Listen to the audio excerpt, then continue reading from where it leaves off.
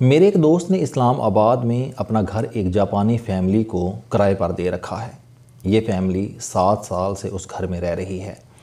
میرے دوست کو بے شمار لوگوں، کمپنیوں اور خاندانوں نے 3 گنا کرائے کی آفر کی، لیکن میرے دوست نے جاپانی فیملی سے گھر خالی کرانے سے انکار کر دیا۔ میں نے 2 دن قبل اس سے اس قربانی کی وجہ پوچھی تو اس کا جواب تھا، جاپانی خاندان نے میرا گھر اتنا صاف ستھرا رکھا ہوا ہے کہ میں بھی اس کی اتنی کیئر نہیں کر سکتا۔ میں نے ہنس کر کہا، یہ جاپانیوں کی قومی عادت ہے۔ یہ روزانہ اپنا گھر فرش سے لے کر چھت تک صاف کرتے ہیں۔ جاپانیوں کے گھر چھوٹے ہوتے ہیں، اس کی وجہ صفائی پسندی ہے۔ یہ لوگ اپنے گھروں کی صفائی خود کرتے ہیں، چنانچہ یہ چھوٹے گھر پسند کرتے ہیں تاکہ صفائی آسانی اور تفصیل سے ہو سکے۔ بڑے گھر پر زیادہ محنت کرنی پڑتی ہے۔ یہ جوتے بھی باہر اتار کر گھر میں داخل ہوتے ہیں، زمین پر بیٹھ کر کھانا کھاتے ہیں اور واش روم کو تولیے سے صاف کر کے چمکا کر باہر آتے ہیں۔ یہ ان کی قومی عادت ہے۔ میرے دوست نے ہنس کر جواب دیا، میں یہ سمجھ رہا تھا کہ شاید میرا کرایہ دار ایسا ہے۔ میں نے جواب دیا، ہرگز نہیں۔ آپ کسی بھی جاپانی کو گھر دے دیتے، اس نے اس کا اسی طرح خیال رکھنا تھا۔ جاپانی لوگ اپنی گاڑی کو بھی معشوقہ بنا کر رکھتے ہیں۔ شاید اسی لیے پوری دنیا میں جاپانی گاڑیوں کی ری سیل ویلیو زیادہ ہوتی ہے۔ جاپانیوں کی عادت ہے کہ یہ جدید ترین گاڑی خریدتے ہیں، گیراج میں کھڑی کرتے ہیں اور خود ٹرین اور بس پر سفر کرتے ہیں۔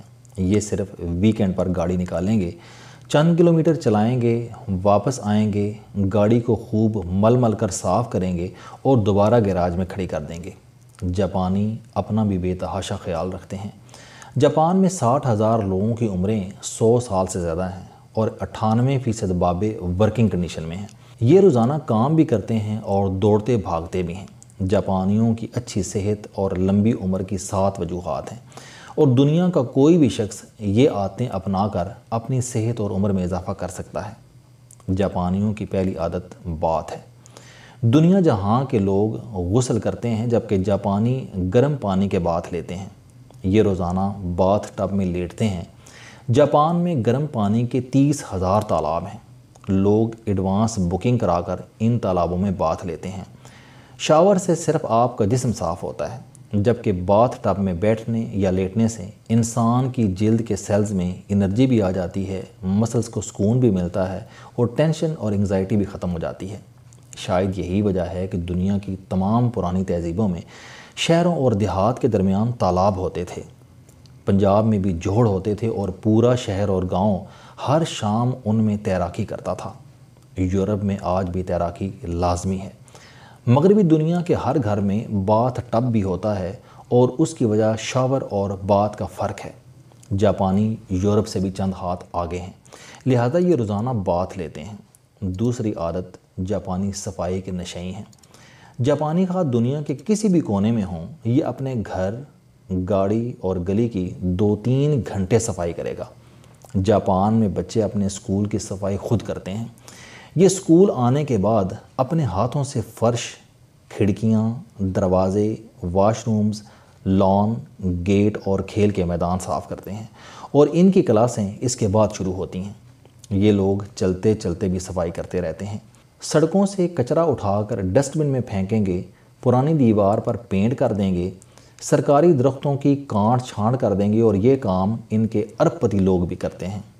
ٹوکیو میں جرائم پیشہ لوگوں کے گینگز بھی ہیں۔ آپ یہ جان کر حیران رہ جائیں گے کہ یہ گینگز بھی گند نہیں ڈالتے۔ یہ اگر کسی کو قتل بھی کریں گے تو فرش باقاعدہ صاف کر کے واپس جائیں گے۔ تیسری عادت، پورا ملک روزانہ ایکسرسائز کرتا ہے۔ جاپانی ایکسرسائز ریڈیو کیلیستھینکس کہلاتی ہے۔ یہ اجتماعی ایکسرسائز ہے۔ حکومت نے 1928 میں متعارف کرائی تھی اور پوری جاپانی قوم 100 سال سے بلا ناغہ سال کے 365 دن یہ ایکسرسائز کرتی ہے۔ ریڈیو ایکسرسائز دفتروں اور گھروں دونوں میں کی جاتی ہے اور ہر عمر کے لوگ کرتے ہیں۔ یہ 30 ایکسرسائز کا سیٹ ہے اور یہ 3 منٹ اور 32 سیکنڈ میں ختم ہو جاتی ہے، لیکن آپ کا پورا جسم ایکٹیو ہو جاتا ہے، لہٰذا جاپانی پوری دنیا میں ایکٹیو اور فٹ سمجھے جاتے ہیں۔ چوتھی عادت، لوگ صبح جلدی جاگتے ہیں اور سورج کی طرف منہ کر کے اس کا شکریہ ادا کرتے ہیں۔ جاپانی زمانہ قدیم میں سورج کی پوجا کیا کرتے تھے اور پوجا کے لیے صبح اٹھ کر سورج کے استقبال ضروری ہوتا تھا، چنانچہ جلدی جاگنا ان کے ڈی این اے میں شامل ہو چکا ہے۔ آپ یہ جان کر حیران ہوں گے کہ دنیا کے تمام مذاہب میں صبح کی نماز موجود ہے اور اس کی وجہ انسان کو صبح کی برکتوں سے متعارف کرانا ہے۔ انسان کے جسمانی کلاک میں صبح کا رول انتہائی اہم ہے اور جاپانی اس حقیقت سے واقف ہیں، چنانچہ یہ صبح جلدی اٹھتے ہیں اور سورج کی روشنی کو انجوائے کرتے ہیں۔ پانچویں عادت، یہ لوگ انتہائی سادہ خوراک کھاتے ہیں۔ یونیسکو نے 2013 میں جاپانی خوراک کو دنیا کی بہترین خوراک قرار دیا تھا۔ آپ آج یہ خوراک شروع کر دیں، آپ کی زندگی اور صحت دونوں میں اضافہ ہو جائے گا۔ جاپانی خوراک ایک سوپ اور 3 سائیڈ ڈشز پر مشتمل ہوتی ہے۔ یہ لوگ روزانہ تھوڑے سے ابلے ہوئے چاول، مچھلی، سلاد، فرمنٹڈ سبزیاں، گریک سٹائل دہی اور پنیر کھاتے ہیں۔ کھانا نیچے بیٹھ کر آہستہ کھاتے ہیں اور ڈنر کے دوران خوشگوار گفتگو کرتے ہیں۔ یہ لوگ کھانے کے دوران منفی بات نہیں کرتے اور جھگڑتے بھی نہیں، جبکہ ہماری ہر ڈائننگ ٹیبل پر لڑائی بھی ہوتی ہے اور ہم سب سے زیادہ غیبت بھی کھانے کے دوران کرتے ہیں۔ چھٹی عادت، یہ لوگ ماچا چائے پیتے ہیں۔ ماچا سبز رنگ کے پتے ہوتے ہیں۔ یہ لوگ ان کا پاؤڈر بناتے ہیں اور یہ پاؤڈر گرم پانی میں گھول کر پی جاتے ہیں۔ ماچا میں وہ تمام معدنیات اور وٹامنز موجود ہوتے ہیں جن کی انسان کو ضرورت ہوتی ہے۔ جاپانی یہ چائے استعمال کرتے رہتے ہیں، بالخصوص بزرگ جاپانی اس کے عادی ہیں۔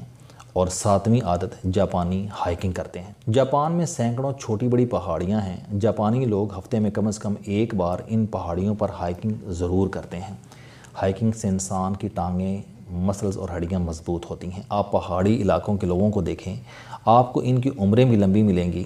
یہ لوگ شہر کے لوگوں کے مقابلے میں صحت مند بھی ہوں گے اور ان کے جوڑ بھی مضبوط ہوں گے۔ پہاڑی لوگ ہڈیوں کے امراض کا کم شکار ہوتے ہیں۔ میری ساؤتھ افریقہ میں ہڈیوں کے ایک سرجن سے ملاقات ہوئی۔ اس نے انکشاف کیا کہ میرے پاس آج تک کوئی رنر اور کوئی ہائیکر نہیں آیا۔ ایئر مارشل نور خان نے 88 سال عمر پائی۔ یہ آخری دنوں تک روزانہ مارگلا کی پہاڑیوں پر ہائیکنگ کرتے تھے۔ میں نے ان سے پوچھا، کیا آپ کے گھٹنوں میں درد نہیں ہوتا؟ ایئر مارشل صاحب نے ہنس کر جواب دیا کہ میں نے بھی لوگوں سے سنا تھا کہ ہائیکنگ سے گھٹنوں میں درد ہوتا ہے، لیکن میرے گھٹنوں میں آج تک نہیں ہوا۔ جاپانی بھی اس راز سے واقف ہیں، لہٰذا یہ کم از کم ہفتے میں ایک دن ہائیکنگ ضرور کرتے ہیں۔ دنیا میں بلو زونز کے نام سے 5 ایسے علاقے ہیں جہاں لوگوں کی عمریں 100 سال سے زیادہ ہیں۔ یہ لوگ ورکنگ کنڈیشن میں بھی ہیں اور یہ کسی قسم کی دوا بھی استعمال نہیں کرتے۔ یہ علاقے جاپان کا جزیرہ اوکیناوا، اٹلی کا علاقہ سارڈینیا، کوسٹاریکا کا شہر نیکویا، یونان کا شہر آئیکیریا اور کیلیفورنیا کا ٹاؤن لوما لینڈا ہے۔ دنیا جہاں کے سائنسدان ان بلو زونز پر ریسرچ کر رہے ہیں۔ اب تک کی ریسرچ کے مطابق یہ لوگ متحرک ہیں، مطمئن اور شاد ہیں، سادہ زندگی گزارتے ہیں، نیچر کے قریب ہیں، جلد سو جاتے ہیں، جلد اٹھتے ہیں، صبر اور شکر کرتے ہیں اور کہہ لگاتے رہتے ہیں۔ لہٰذا یہ صحت مند بھی ہیں اور ان کی عمریں بھی لمبی ہیں۔ ہمارا ایمان ہے کہ زندگی اور موت کا فیصلہ صرف اللہ تعالیٰ کے ہاتھ میں ہے۔ اگر یہ نہ چاہے تو شداد بھی گھوڑے کی رکاب سے پاؤں زمین پر نہیں رکھ سکتا، اور یہ اگر چاہے تو فرعون اور نمرود کو بھی اپنے پسندیدہ نبیوں کے سامنے چھوٹ دے دیتا ہے۔ لیکن اس کے باوجود ہم انسانوں کی کوشش ہونی چاہیے کہ ہم جتنی دیر بھی زندہ رہیں، ہم اپنی زندگی کی قدر بھی کریں اور صحت مند رہنے کی کوشش بھی کریں۔ بے شک زندگی اور موت اللہ کے ہاتھ میں ہے، لیکن اللہ تعالیٰ نے کچھ اختیار اپنے نائب انسان کو بھی دے رکھے ہیں، اور ان اختیارات میں پہلا اختیار زندگی گزارنے کا فیصلہ ہے۔ اللہ تعالیٰ نے زندگی کو مثبت یا منفی گزارنے کا اختیار انسان کو دے رکھا ہے، لہٰذا اچھائی اور بہتری کی کوشش بھی کرتے رہیں اور اللہ تعالیٰ سے برکت کی دعا بھی کرتے رہیں۔